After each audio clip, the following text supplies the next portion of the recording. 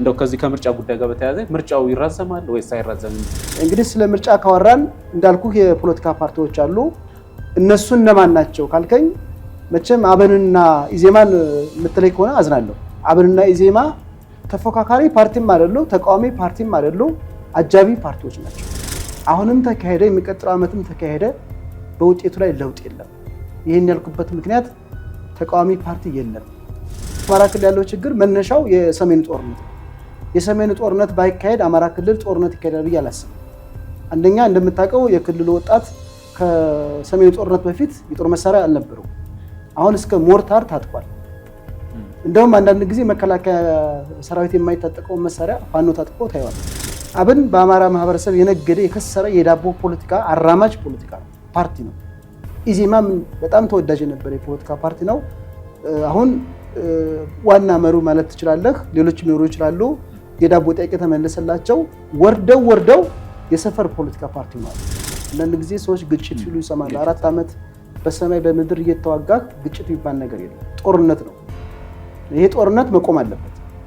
ይሄ ጦርነት እንዲቆም ደግሞ መንግስትና ታጣቂዎች መፍትሄ ማፈላለግ አለባቸው።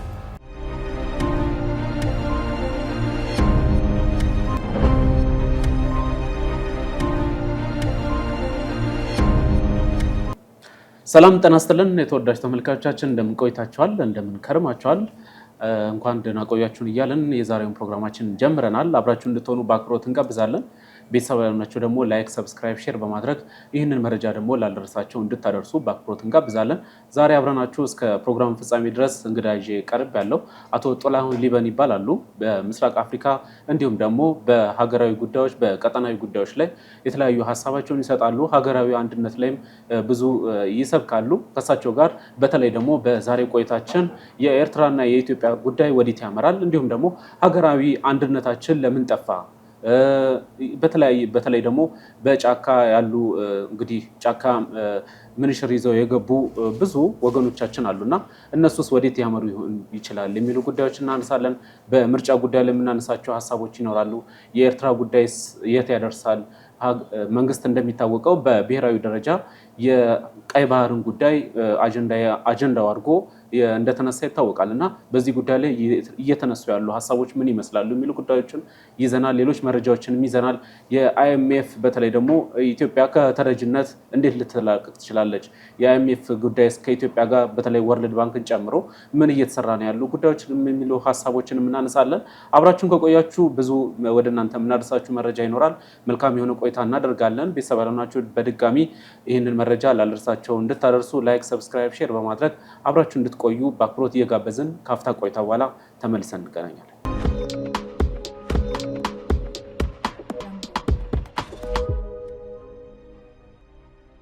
ሰላም እንደምን አለ?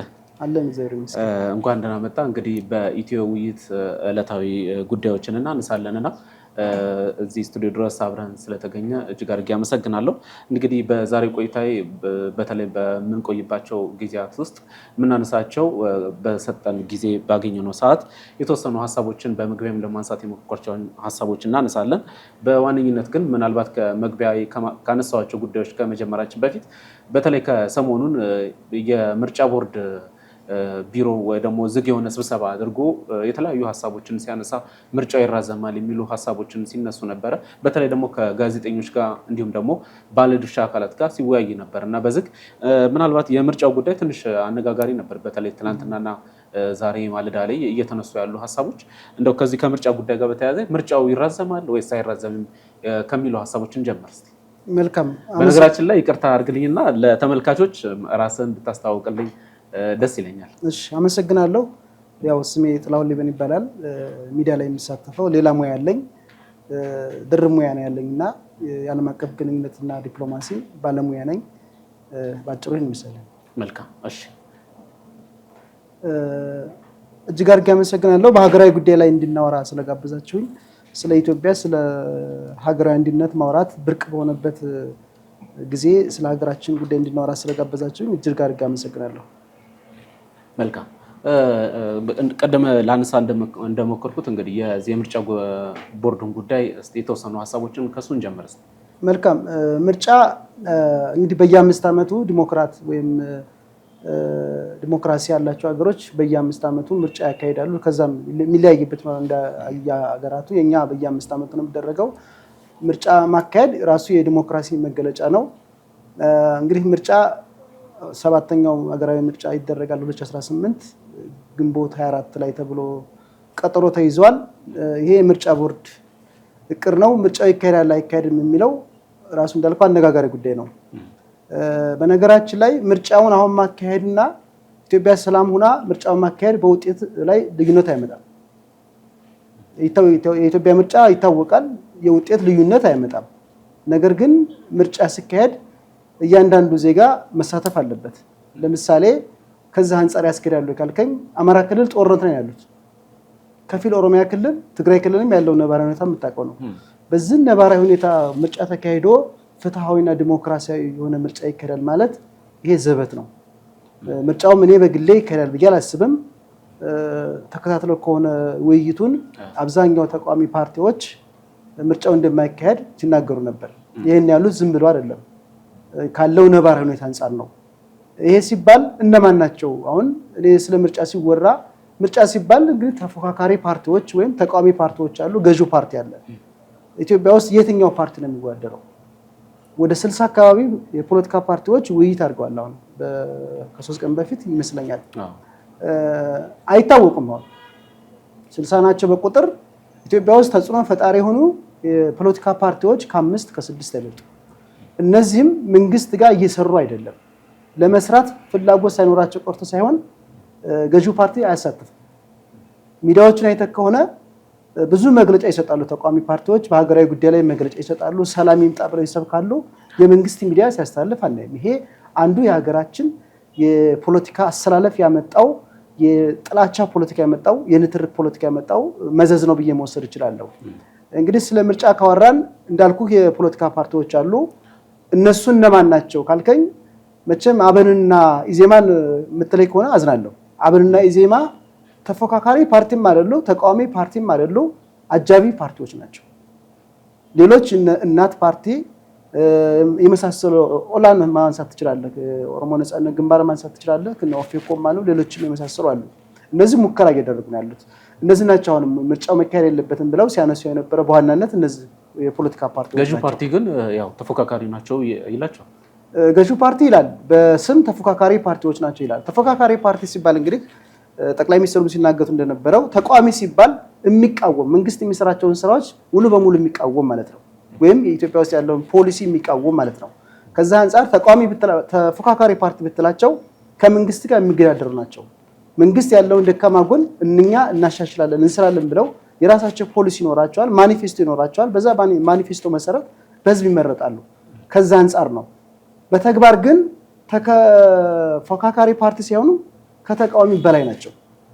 አንደኛ ይሄን ያልኩበት ምክንያት ከመንግስት ጋር ያላቸው መንግስትም ከነሱ ጋር አብሮ መስራት አይፈልግም፣ እነሱ ለመስራት ይፈልጉ እንኳን አስቻይ ሁኔታ የለም። ስለዚህ ጠቅላይ ሚኒስትሩ ወደ ስልጣን ሲመጡ ታስታውስ ከሆነ ተቃዋሚ ፓርቲ የሚባል የለም ተፎካካሪ ፓርቲዎች ናቸው ሲሉ ነበር። መልካም ነበር ያለ ቢቀጥል፣ ግን አሁን እየሆነ አይደለም። ብዙ ጊዜ ሚዲያዎቻችን እንደምታውቀው በፖለቲካ የተጠለፉ ናቸው። የካድሬ መፈንጫ የጽንፈኛ መፈንጫዎች ናቸው። የኢዜማንና የአብን መግለጫ እንዳልኩ አጃቢ ፓርቲ ስለሆኑ የነሱ መግለጫ ብዙ ጊዜ ይወጣል፣ የሌሎቹ ይታፈናል። በዚህ ሁኔታ ምርጫ ማካሄዱ ራሱ ኢትዮጵያ ሰላም ብትሆን እንኳን የምርጫ ውጤቱን አይቀይረውም። ስለዚህ ኢትዮጵያ ውስጥ ችግር አለ፣ ምርጫ አያስኬድም። ለምሳሌ አማራ ክልል ብትሄድ ጦርነት ባለበት አካባቢ የትኛው ዜጋ ነው የሚመርጠው? ጥይት እየበላ ያለ ዜጋ ነው ያለው። ከፊል ኦሮሚያ ክልል፣ ትግራይ ክልልም ያለው ነባራዊ የምታውቀው ነው። ስለዚህ ምርጫ እኔ በግሌ ብትለኝ ፖለቲካው እንደሚያውቀው ሰው ምርጫ ለማካሄድ አስቻይ ሁኔታ የለም።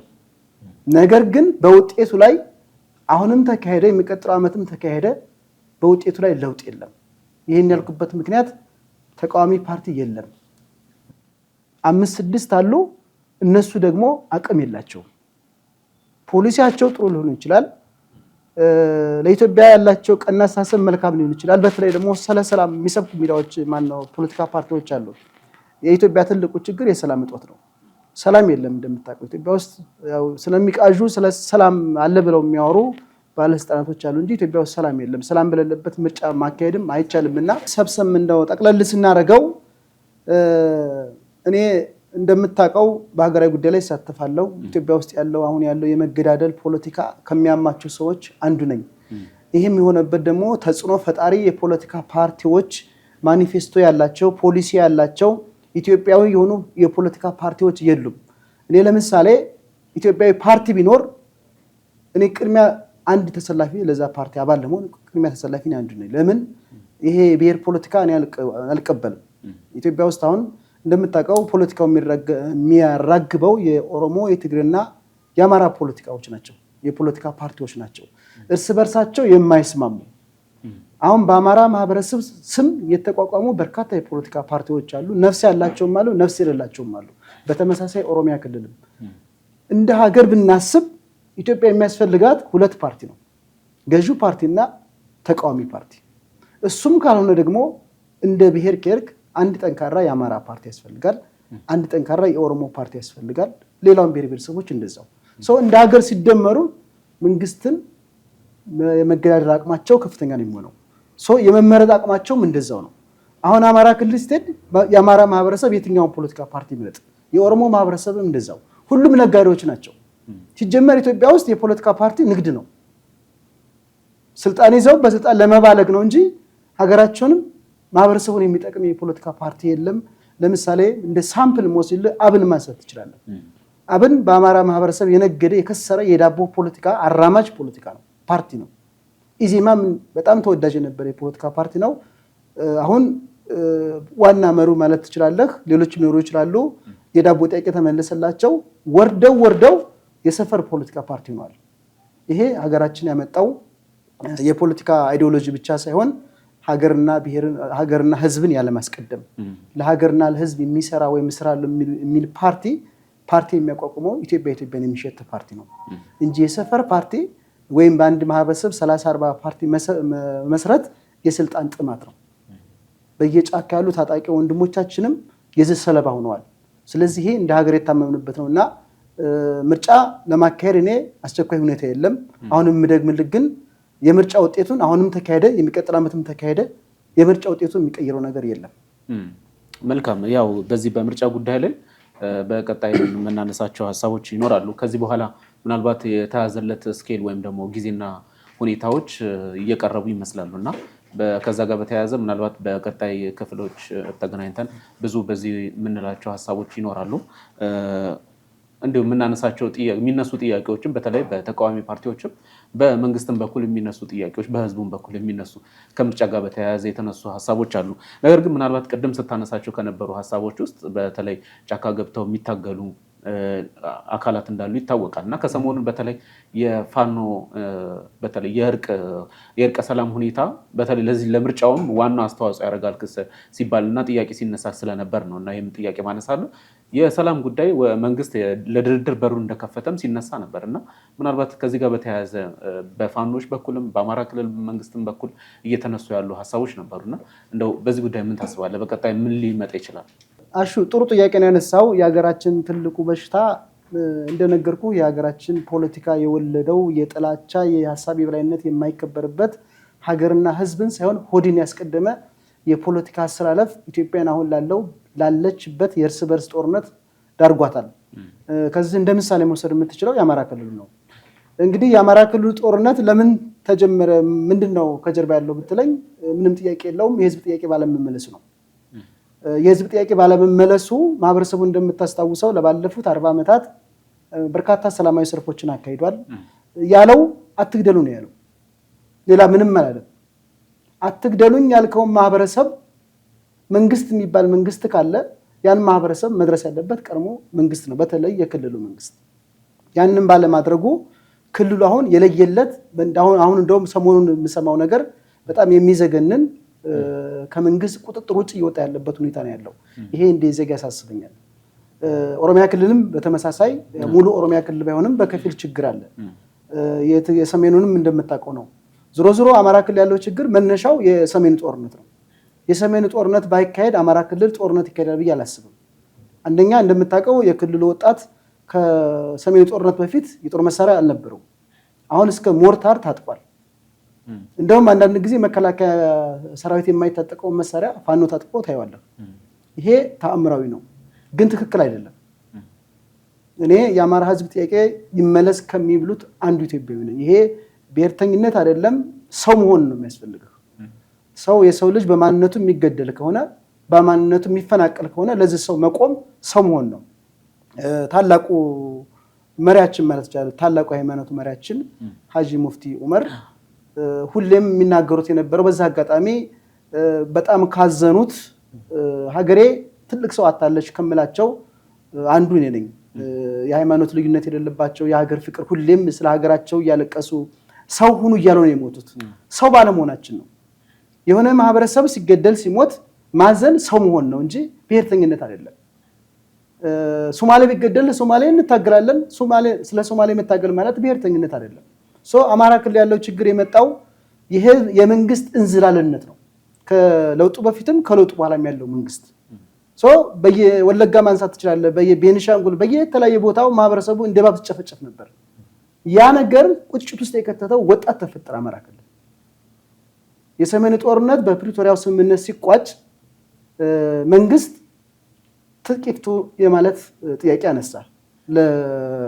ለአማራ ክልል ወጣትም በፕሪቶሪያው ስምምነትም ለወያኔ ወይም ህዝባዊ ወያኔ ሓርነት ትግራይ ህወሓት ታጣቂዎች ትጥቅ አልፈቱ። የክልሉ ታጣቂዎች ወይም ፋኖ ራሳቸውን ፋኖ ብለው የሚጠሩ እንግዲህ ፋኖ ለአማራ ህዝብ ብቻ ሳይሆን የኢትዮጵያኖች የጀግንነት መገለጫ ነው። እውነትም የህዝቡ መከራ የህዝቡ ስቃይ ያሳስባቸው ጫካ የገቡ የፋኖ አባላት አሉ። በዛው ልክ ደግሞ የተለያዩ የፋኖ አይነት አሉ። ኢትዮጵያ ውስጥ ያለው ችግር በጦርነት ይፈታል ብለው በየቦታው ተኩሰው ወይም ገለው ወይም ተገለው የሚኖሩ ወጣቶች አሉ። ይሄ የሀገራችን ፖለቲካ የፈጠረው ነው። ያሳዝናል። ይሄን ካልኩኝ ጦርነቱ ተጀምሯል። ላለፉት 2 ዓመታት ህዝቡ መከራውን እያየ ነው ያለው። አማራ ክልል መኖር ብርቅ ነው። መንግስት ሰላም ነው ይልሃል፣ ባህር ዳር ሰላም ናት ይልሃል። ባህር ዳር በየቀኑ ቦምብ ይፈነዳል። ይሄ ነው ያለው ኢትዮጵያ ውስጥ ወይም አማራ ክልል ያለው ችግር ይሄ ነው። የፋኖና የመንግስት ጦርነት ነው የምለው። አንዳንድ ጊዜ ሰዎች ግጭት ሲሉ ይሰማሉ። 4 ዓመት በሰማይ በምድር እየተዋጋ ግጭት የሚባል ነገር የለም፣ ጦርነት ነው። ይሄ ጦርነት መቆም አለበት። ይሄ ጦርነት እንዲቆም ደግሞ መንግስትና ታጣቂዎች መፍትሄ ማፈላለግ አለባቸው። እሱም ፖለቲካዊ ድርድር ነው። አንዳንድ ጊዜ አንተም እንደምታውቀው ወይም እንደምትሰማው አማራ ክልል ያለው ችግር በሽማግሌ ይፈታ ሲባል እሰማለሁ። አንዳንድ ጊዜ ደግሞ 3-4 ታጣቂዎች እጅ ሲሰጡ ታጣቂዎች እጅ ሰጡ ተብሎ የመንግስት ሚዲያዎች ያው እንደምታውቀው የፖለቲካ አራጋቢ ናቸው። ሀገራዊ አንድነት የሚባል ነገር የለም እነሱ ጋር። እጅ ሰጡ ሰላም ተፈጠረ ተብሎ ተረት ይወራል በተለያዩ መንግስት ባለስልጣናት። ግን ያ መፍትሄ አላመጣም። በተመሳሳይ ኦሮሚያ ክልልም ከዚህ የተለየ አይደለም። ምንድነው መደረግ ያለበት? እንዳልኩ ድርድር ነው። ምን አይነት ድርድር? ፖለቲካዊ ድርድር። ወደዚህ ፖለቲካዊ ድርድር ለመግባት መንግስት የራሱ ሚና መጫወት አለበት። የፋኖ ታጣቂዎች አሁን የፋኖ ታጣቂዎች ምልክ ፋኖ አንድ ያልሆነ የታጣቂ ወይም አማጺ ወይም የታጋይ ነው። መንግስትና ፋኖ ለመደራደር መጀመሪያ ፋኖ አንድ ኮማንድ መፍጠር አለበት። ለአማራ ህዝብ ነው ጫካ የገባሁት ካለ በየቦታው ተበታትኖ የሚታገል ከሆነ ለአማራ ህዝብ ሳይሆን ጫካ የገባው ለስልጣን የገባው ፋኖ። የአማራ ህዝብ ከመከራ ከሚያሳስባቸው ኢትዮጵያዊ አንዱ እኔ ነኝ ብያለሁ። ስለዚህ መንግስትና ፋኖ ለመደራደር መንግስት የራሱ ሚና መጫወት አለበት፣ ፋኖም የራሱ ሚና መጫወት አለበት። ፋኖ የመጀመሪያው ስራ ምንድነው መሆን አለበት? አንድ ኮማንድ መፍጠር አለበት። አንድ ኮማንድ ከፈጠረ በኋላ ከመንግስት ጋር መደራደር አለበት። የትም ሀገር ይሁን ከወያኔ ጋር ተደራድረ እኮ ሰላም ፈጥረናል ይላል መንግስት። ሰላም ግን አልተፈጠረም። ያው ጌታቸው ረዳና እነ ጻድቃን በሀገራቸው ንጉስ ነው ተቀምጠዋል። ይሄ ኢትዮጵያ ውስጥ ያለው የፖለቲካ ምንድነው ውልደቱም እርገቱም ግቡም ይሄ ነው። ስለዚህ ብዙ ማለት አልችልም። ላነሳልን ነበር እንደው እንሄድበታለን፣ ወደፊት ይሄን ጨርሰና እንሄድበታለን። ስለዚህ አማራ ክልል ያለው ጦርነት በድርድር ካልቆመ እንደ ኢትዮጵያ መቀጠል አንችልም። መከላከያ ሰራዊታችን የሚከፍለው መስዋዕትነትን ያመኛል። የአማራ ክልል ወጣት የሚከፍለው መስዋዕትነት ያመኛል። የአማራነት እንባ እኔን ያመኛል። ሰው ከሆንክ አንተም ሌላውን ሰው ያመዋል። ጦርነት የሚሰብኩ አሁን በጦርነት የበለጸጉ ናቸው። በሰሜኑ ጦርነት አንድም የፖለቲካ መሪ ወይም ባለስልጣን አልሞተም። የሞተው የትግራይ ወጣት ነው። እነ ጻድቃንና እነ ጌታቸው ረዳ ሲዋጉ የነበረው ለትግራይ ህዝብ ሳይሆን ለስልጣናቸው መሆኑን በተግባር አሳይተዋል። ስለዚህ የአማራ ክልል ጦርነት መቆም ያለበት ከዚህ አንጻር ነው። ፋኖ አንድ ኮማንድ መፍጠር አለበት። መንግስትም ደግሞ በየሰዓቱ እጅ ሰጡኝ፣ ሰላም ተፈጥሯል፣ ተበትኗል፣ ጫካ ገብቷል እያለ ተረት ተረት ከሚያወራ መከላከያ ሰራዊቱን ሲም ማድረግ አለበት። መከላከያ ሰራዊት የሌላት ሀገር አይደለችም። በየጫካው መከላከያ ሰራዊታችን የሚከፍለው የህይወት መስዋዕትነት እኔ እንደዘጋ ያመኛል። ይሄ አይገባንም። አንድ ወታደር ሲሆን ለሀገር የዳር ድንበር ነው ጫካ የሚገባው ወይም ድንበር የሚጠብቀው እንጂ በየሰፈሩ በየክልሉ እየሄደ ከወንድሞቹ ጋር ለመገዳደል ተልኮ የለውም መከላከያ ሰራዊት። ይሄን ተልኮ የሰጠው ፖለቲካው ነው። ስለዚህ ይሄ ፖለቲካ የሚታከም ከሆነ መንግስት ኃላፊነቱን ይወጣል እንደ ፖለቲካ ፓርቲ። ታጣቂዎች ደግሞ የአማራ ክልል ጥያቄ ወይም የአማራ ህዝብ ጥያቄ የሚመለሰው በጦርነት ነው ብሎ ማመን የለባቸውም። 4 ኪሎ ዝም ብሎ አይገባም። እውነቱን የምነግርህ በዚህ የሚቀጥሉ ከሆነ ፋኖ አይደለም 4 ኪሎ ባህር ዳር አይገባም። መንግስትም በዚህ የሚቀጥል ከሆነ ፋኖን ሺህ ዓመት ቢዋጋ ያሸንፉ። የአማራ ክልልን ግን ኢኮኖሚካሊም ሶሻሊም ዋሬቨር በለው ክልሉ ይወድማል፣ እየወደመ ነው ያለው። ስለዚህ መንግስት ጦርነቱ ይቀጥል የሚል ከሆነ አማራ ክልልን አወድማለሁ እያለ ነው ያለው። ፋኖም ጦርነቱ ይቀጥል የሚል ከሆነ ስልጣን ይዤ አሸንፋለሁ ሳይሆን የአማራ ህዝብ መከራ በዚሁ ይቀጥል እያለ ነው ያለው በሌላ ቋንቋ። ስለዚህ ጦርነት መቆም አለበት። ጦርነት የኢትዮጵያ ህዝብ ሰልችቶታል። ጦርነት መከላከያ ሰራዊት ሰልችቶታል። ጦርነት ሸኔም በለው ፋኖም በለው ሰልችቶታል። የሚያዋጋ ፖለቲካው ነው። ቅድም ለማንሳት የሞከርኩት ከፋኖ ኃይሎች ጀርባ ፖለቲከኞች አሉ። አገር ውስጥም አሉ፣ ከሀገር ውጭም አሉ። በለው የሚሉ እነዚህ ፖለቲከኞች ጥይት አይተኩስም፣ ስንቅ አያቀብሉም። ሀገር ግን እየጠፋች ያለችው ሀገር ስሟም እየጠፋ ነው ያለው። በሰሜኑ ጦርነት የወደመውን ንብረት ታስታውሳለህ? ወደ 46 ምናምን ቢሊዮን ብር። አማራ ክልል በቅርቡ ከ5 ወር በፊት ይመስለኛል 1.3 ትሪሊዮን ብር ነው የወደመው አሁን ካለው ጋር ደምረው።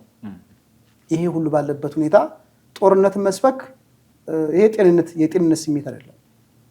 በጦርነት የሚቆይ ስልጣንም የለም፣ በጦርነት የሚገኝም ስልጣንም የለም። ስለዚህ ፋኖና መንግስት መደራደር አለባቸው። ለመደራደር ቅድመ ሁኔታውን ነግሬያለሁ። ፋኖ ለአማራ ህዝብ ትግል ነው ጫካ የገባሁት እየሞትኩ ያለሁት የሚል ከሆነ የአማራ ጥያቄዎች ይታወቃሉ። የአማራ ህዝብ ጥያቄዎች የዓለም ሚዲያዎች ያውቋቸዋል። ቅድም ለማንሳት ሞክሬልሃለሁ። የመጀመሪያ ጥያቄ አትግደሉኝ ነው። በየትኛውም የኢትዮጵያ ክፍል ተንቀሳቅሼ ልኑር ነው። አትግደሉኝ የሚል ትውልድ ደግሞ መታደግ ማለት ደግሞ ከዚህ በላይ ሰብአዊነት የለም። ሰው እንሁን የምንለው ለዚህ ነው። ሰው ከሆን ለሰው ልጅ እናስባለን እና ተደራድረው ጦርነቱ መቆም አለበት። መንግስት የአማራ ህዝብ ጥያቄ መመለስ አለበት። ከለውጡ በፊት የአማራ ህዝብ ጥያቄዎች ምን ነበሩ? ከለውጡ በኋላስ ምንድን ናቸው? ለአማራ ህዝብ ለውጡ ምን አመጣለት የሚለው ለአማራ ህዝብ ትችልታለሁ። ስለዚህ በጦርነት የሚመጣ ለውጥ የለምና መንግስትና ፋኖ መደራደር አለባቸው። ለመደራደር የራሳቸው መስፈርት አላቸው። ያ መስፈርት ግን መሬት ወርዶ እና አሜሪካም ሌሎች የዓለም አቀፍ ተቋማትም ሚናቸውን መጫወት አለባቸው። ዞሮ አማራ ክልል ብቻ አይደለም የሚወርም ሀገር ናት። የሀገር ስም ነው የሚጠፋው። አማራ ክልል ሄዶ የሚሞተው መከላከያ ሰራዊት የእያንዳንዱ ብሔር ብሔረሰብ ተዋጽኦ ነው። የአማራ ወጣትም ለሀገሩ መስዋዕትነት የከፈለ በተለይ ደግሞ ለለውጡ እንደምታስታውሰው መስዋዕትነት ከፍሏል። የባህር ዳሩን ማስታወስ ትችላለህ። ይህን ወጣት መንግስት መንከባከብ ነው ያለበት እንጂ ከዚህ ወጣት ጋር መንግስት ጦርነት የሚቀጥል ከሆነ ለመንግስትም ጥሩ አይደለም፣ ለአማራ ህዝብም ጥሩ አይደለም፣ ለፋኖም ጥሩ አይደለም። በዚህ በ21ኛው ክፍለ ዘመን በጥይት ማሸነፍ አይቻልም። መንግስትም በጥይት ማሸነፍ አይችልም፣ ፋኖም በጥይት ማሸነፍ አይችልም። ሁለቱም የሚዋጉት ኢትዮጵያ ምድር ነው። ሁለቱም የሚዋጉት ጥይት ገዝተው ነው። የአንድ ጥይት ዋጋ ስንት ነው? ሁለቱም የሚገሉት የኢትዮጵያ ወጣቶችን ነው። ሁለቱም የሚገሉት ኢትዮጵያን ነው። ስለዚህ መንግስትም ችግር አለበት፣ ፋኖም ችግር አለበት የምለው ከዚህ አንጻር ነው። እኔ ኒውትራሉኝ ነው የማወራው። አንዳንድ ካድሮች መንግስት ይቀጥል በዚሁ በቃ ፋኖ በቃ የኢትዮጵያ ጥላት ነው ተደምስሷል ይሏል። ተደምስሷል እንግዲህ ከሰሜኑ ጦርነት ማስታወስ ካስፈለገ ወያኔን ዱቄቱናል ብለነው ተራክሎ ከተራራም አልፎ ደብረሲና ደርሶ እንዴት ተመለሰ እኔ ተዋናይ ስለነበርኩ ጦርነቱ እኔ ነኝ የማውቀው። በተመሳሳይ አሁንም ፋኖ ቋጥኝ ውስጥ ነው ያለው። ቁሞም መዋጋት አይችልም፣ ወገቡ ተቆርጧል ይላሉ አንዳንድ ባለስልጣናቶች፣ በስሜትም በስሌትም ይላሉ። ነገር ግን በሰማይና በምድር ከማን ጋር ነው የሚዋጉት? ጥያቄውን እነሱ መመለስ አይችሉም። ፋኖ ወገቡ ከተቆረጠ ቋጥኝ ውስጥ ካለ ድሮ መተኮስ ለምን አስፈለገ? ከባድ መሳሪያ መተኮስ ለምን አስፈለገ? ህዝቡንስ ይህን ያክል ስቃይ ምን አደረገ? ህዝብ ሰሞኑን አሁን ታስታውስ ከሆነ ጎጃም ውስጥ የተፈጠረ ችግር አለ። ትናንት አንድ ቪዲዮ ሳይ ነበር። በዛ አጋጣሚ ለመናገር ፈልጌ ነው። እንግዲህ የሞተችው የፋኖ ታጣቂ ነች። እናትና አባቷ ስናን ሲናገሩ የሰማሁትን እኔ በጣም ነው ልቤን የነካኝ። ምንድን ነው ያለው? እናቷ ልጅ የሞተችው ለአማራ ህዝብ ነው፣ 2 ወንድ ልጆች አሉ፣ ነገ ፋኖን ይቀላቀላሉ አለች። አባትየውም እኔም ነገ እቀላቀላለሁ አለ። አማራ ችግር አማራ ክልል ያለው ሁኔታ ይህን ነው እየፈጠረ ያለው። በየቀኑ የፋኖ ቁጥር እየጨመረ ነው የመጣው። በየቀኑ ክልሉ የሚያሰለጥነው ሚኒሻና አርባ ብተና እየጨመረ ነው የመጣው። በየቀኑ መንግስት የሚያሰለጥነው የመከላከያ ሰራዊት እየጨመረ ነው የመጣው።